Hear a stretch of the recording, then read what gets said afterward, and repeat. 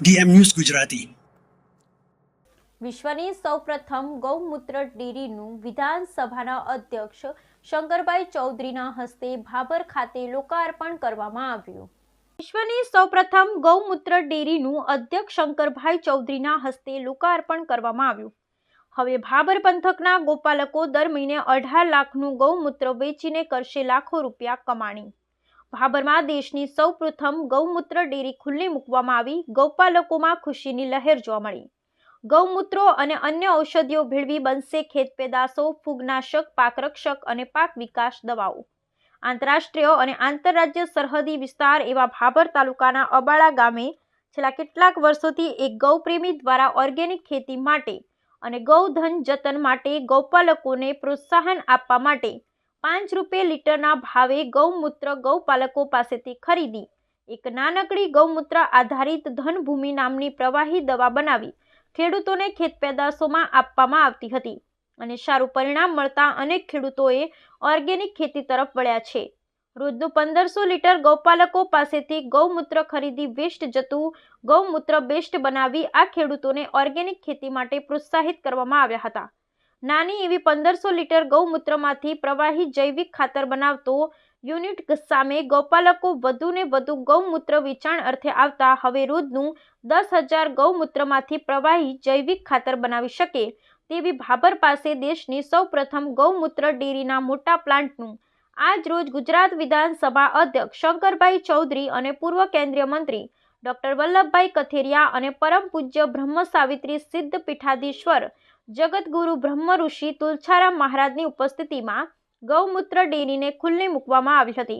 આ બાબતે ગૌમૂત્ર ડેરીના ડાયરેક્ટર મદનલાલ પુરોહિતે જણાવ્યું હતું કે રોજનું 10,000 લીટર ગૌપાલકો પાસેથી ગૌમૂત્ર ખરીદી અને મૂત્રને 3 પાર્ટ કરવામાં આવે છે। આધુનિક લેબ દ્વારા રિસર્ચ કરી 3 પાર્ટમાં 10,000 લીટર ગૌમૂત્રમાં 5 લીટર શુદ્ધ પાણી પણ નીકળશે અને અન્ય પાર્ટમાં ઔષધિઓ ફેળવી પ્લાન્ટ દ્વારા પ્રોસેસ કરી પ્રવાહી જૈવિક ખાતર બનાવી ખેડૂતોને વેચાણ આપી ઓર્ગેનિક ખેતી માટે પ્રોત્સાહિત કરવામાં આવશે અને છેવાડાના વિસ્તારોમાંથી ગોપાલકોને દરરોજ રોજગારી મળશે। રોજના 50 થી 60,000 રૂપિયાનું ગૌમૂત્ર ખરીદવામાં આવશે। મુખ્ય હેતુ ગૌવર્ધન થશે। ખેડૂતો વધુને વધુ ગાયોને પાળશે। તેમાં જૈવિક ખેતી તરફ ખેડૂતો વળે એવા ઉદ્દેશ્યથી આ પ્લાન્ટ ઊભો કરવામાં આવ્યો છે। આ કાર્યક્રમમાં મોટી સંખ્યામાં ગૌસેવકો પશુપાલકો ઉપસ્થિત રહ્યા હતા। બ્યુરો રિપોર્ટ ગોપાલ કે પૂજારા, ભાભર, બનાસકાંઠા। ફાયદા એમાં બહુ ઘણા છે। હું 5 વર્ષથી તો વાપરું જ છું આમની પ્રોડક્ટ। કોઈ બગાયત પાક છે, દાડમના પાકમાં સારામાં સારું કામ આવે છે। કોઈ છોડ ઉતરી જતા હોય તો પણ એને સુકાયેલા છોડ લીલા કરી નાખે છે અને મગફળી છે, જીરું છે, એમાં હરેક પાકમાં ઉપયોગી છે। શું નામ તમે? મારું નામ જયરામભાઈ, ગામ ગોલવી। ખેડૂતને પેલું ગૌમૂત્ર જે ગાયો આપતી તે વેસ્ટેજ જતું હતું અને એનો કોઈ ઉપયોગ થતો નથી। જે ગટરમાં જતું હતું એ લોકો આવીને 5 રૂપિયા લીટર લઈ જાય છે એટલે એનું એક ઉપાર્જન થવા માંડે એટલે લોકો ગાયો પાળવા માંડે। અને હું આ જે ડેરી બની ત્યારથી પહેલા નંબરથી ગૌમૂત્ર આપું છું। શરૂઆતમાં આપણને એવું લાગતું કે ગૌમૂત્ર લેવા જતાં ગાય પાટુમાં જતા પણ ના કમ્પ્લેટ ગાય ટાઈમસર આપણને ગૌમૂત્ર આપે છે અને આ લોકો ટાઈમસર લઈ જાય। ખેડૂતોને ફાયદા છે, ચોખ્ખો ફાયદો। કેવા પ્રકારના ફાયદા છે એમાં? ફાયદો જો ખેતીમાં આપણે શરૂઆતમાં જ્યારે આમ વાપરીએ છીએ એટલે એકાદ વર્ષ આપણને એવું લાગે છે પણ જે ફર્ટિલાઇઝરનો નશો ચડેલો છે એમાં કમ્પ્લીટ પૂરક થાય છે અને આ ફર્ટિલાઇઝરથી ઘણી બધી ફૂગને આવું બધું આવે છે। આમની દવાથી ફૂગ નાશકથી જે છોડ છે ફર્ટિલાઇઝર કરતાં પણ સારો વિકાસ કરે છે અને સારી પેદાશ આવે છે। હું તો મારા ખેતરો 2017થી આમને જ્યારે ચાલુ કરી ત્યાં સામજીની પાયાના બીજથી મારે ત્યાં આવ્યા હતા અને અમે 2017 આનો સંપૂર્ણ ઉપયોગ કરીએ છીએ। મારા ખેતરમાં 2017થી કોઈ પણ પ્રકારનું કોઈ રાસાયણિક ખાતર વાપરતો નથી। બીજા લોકોને જે પેદાશ થાય છે એના કરતાં મારા ખેતરમાં પેદાશ થાય। શું નામ આપનું? ઈશ્વરજી મારે સિંગલ ઇફેક્ટ NBR બેઝ એ ઓપરેશન પ્લાન્ટ છે જે અમે કેમ્પસ સિસ્ટમ બનાવેલો છે। આ પ્લાન્ટમાં આપણે ગૌમૂત્ર અને પ્રોસેસ કરીશું અને એ ગૌમૂત્રમાંથી અર્ક બનશે અને પાણી પણ બનશે।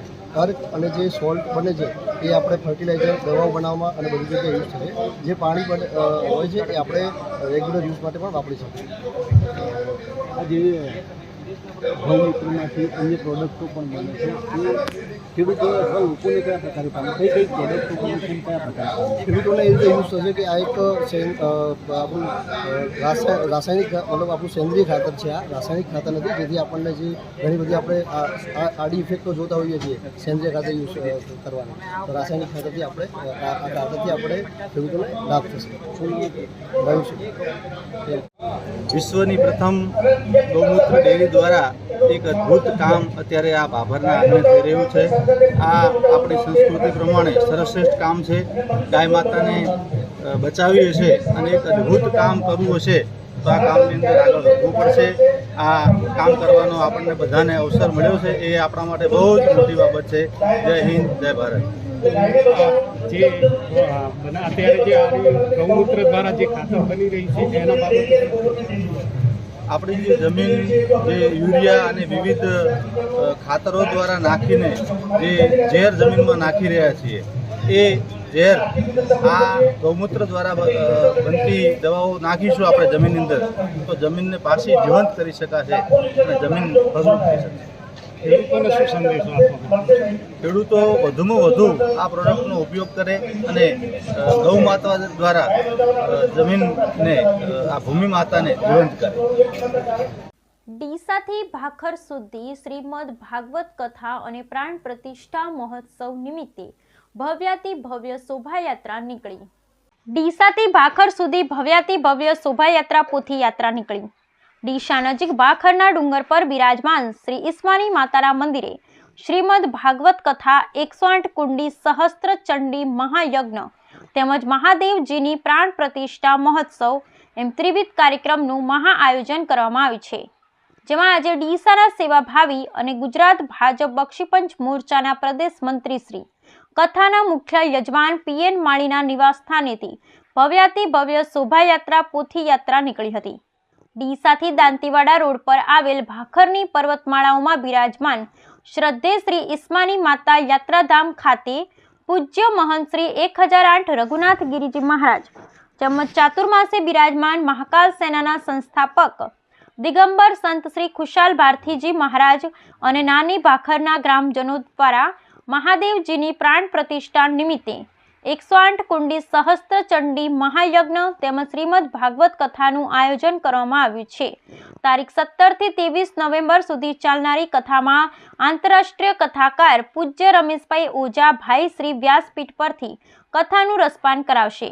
કથાના મુખ્ય યજમાન તરીકે ડીસાના શ્રેષ્ઠ પીએન માળી પરિવાર લાભાર્થી બન્યા છે, ત્યારે મહોત્સવના પ્રારંભે કથાના મુખ્ય યજમાન પીએન માળીના ડીસા ખાતેના બીડી પાર્ક ખાતેના નિવાસ સ્થાનેથી ભવ્ય શોભાયાત્રા પોથી યાત્રા નીકળી હતી.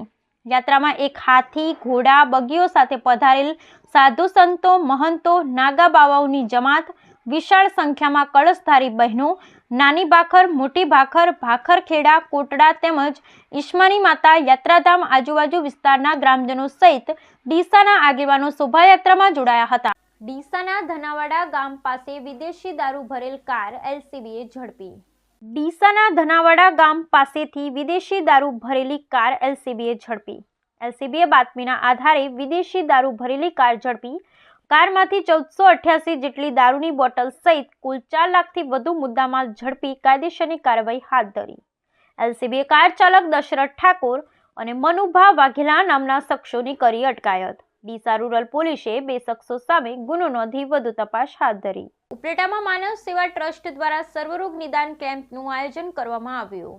ઉપલેટામાં માનવ સેવા ટ્રસ્ટ દ્વારા સર્વરોગ નિદાન કેમ્પનું આયોજન કરવામાં આવ્યું. ઉપલેટામાં માનવ સેવા ટ્રસ્ટ દ્વારા છેલ્લા ઘણા વર્ષોથી અનેક સેવાકીય પ્રવૃત્તિઓ કરવામાં આવી રહી છે, તેમજ ગરીબોને અનેક પ્રકારની વિવિધ સહાયોમાં આ સંસ્થા હંમેશા મોખરે રહી છે.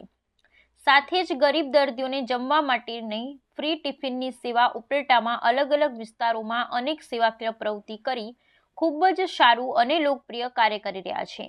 ત્યારે આ માનવ સેવા ટ્રસ્ટ દ્વારા ઉપલેટાના ગરીબ વિસ્તારમાં તેમજ હોસ્પિટલમાં જરૂરિયાતમંદ લોકોને દરરોજના ટિફિન પહોંચાડવામાં આવે છે.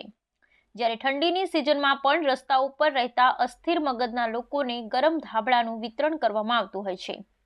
આ કેમ્પમાં આંખના અંદાજે 250 જેટલા દર્દીની તપાસ કરવામાં આવી અને આંખના ઓપરેશન 28 દર્દીને મોકલવામાં આવ્યા. તેમજ મોતિયાના દર્દીને ઓપરેશન પણ કરી આપવાની વ્યવસ્થા કરાઈ છે. તેમજ અન્ય રોગના દર્દીના નિદાન અને સુજોગ થેરાપિસ્ટ ડોક્ટર દ્વારા પણ દર્દીની સારવાર કરવામાં આવી હતી. આ કેમ્પના દાતા સ્વ હર્ષ ભલાણીના સ્મરણાર્થે પ્રભુદાસભાઈ ભલાણી દ્વારા ઉપલેટામાં સર્વરોગ નિદાન કેમ્પનું આયોજન કરવામાં આવ્યું હતું.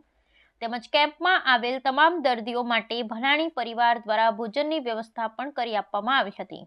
માનવ સેવા ટ્રસ્ટ આયોજિત આજના આ સર્વરોગ નિદાન કેમ્પની અંદર આજના મુખ્ય દાતાશ્રી પ્રભુદાસભાઈ ભલાણી અને એમનો પરિવાર સ્વર્ગવાસ એમના પુત્ર ભાઈ શ્રી હર્ષના આત્માને પ્રભુ શાંતિ આપે માટે આજના મુખ્ય દાતાશ્રી છે. આ નિદાન કેમ્પની અંદર લાલજીભાઈ રાઠોડ અને એમની ટીમ કે જે માનવ સેવા ટ્રસ્ટ ચલાવે છે તે રોજ નિરાધાર વૃદ્ધોને 100 જેટલા ટિફિન પહોંચાડે છે. કોટેજ હોસ્પિટલ ઉપલેટાની અંદર જે દર્દીઓ આવે છે તેને પણ વિનામૂલ્યે ટિફિન આપે છે. જે કોઈ સગર્ભા બહેનો અને જેને નાનું સંતાન છે એમને શીરો સુખડી જે કાંઈ ખાવાનું થતું હોય એ ટિફિન વિનામૂલ્યે ત્યાં પહોંચાડે છે. અને ઉપલેટાની અંદર અનેક સેવાકીય કાર્ય કરે છે. પર્યાવરણને બચાવવા માટે પણ એવી તનતોડ મહેનત કરે છે. અને તેનું એક માનવ સેવા ટ્રસ્ટ માટેનું એક નવું ભવન પણ નિર્માણ થઈ રહ્યું છે.